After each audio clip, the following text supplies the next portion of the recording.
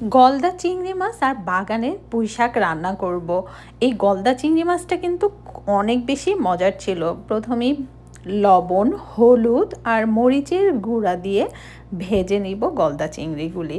Just মশলাগুলো মাখিয়ে 5 মিনিটের মতো রেস্টে রেখেছিলাম। এরপরে বাগান থেকে তুলে আনা পুঁইশাকগুলি যে ওয়াশ করে কেটে নিচ্ছি। আজকে একটু তেল বেশি দিয়ে রান্না করব, যেহেতু অকেশনালি এই খাবারটা খাবো।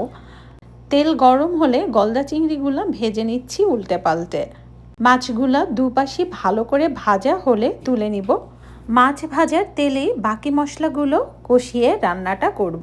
তেলের মধ্যে পেঁয়াজ বাটা দিয়ে দিচ্ছি 1 কাপ পরিমাণে, আদা রসুন বাটা 2 টেবিল চামচ, কাঁচামরিচ 1/4 কাপ, হাফ টিস্পুন হলুদের গুঁড়ি। মশলাটা একটু ভুনে নিয়ে এরপরে কাটা শাকগুলা দিয়ে ঢাকনা দিয়ে রান্না করব। এ পর্যায়ে কিন্তু আমি লবণ দেইনি।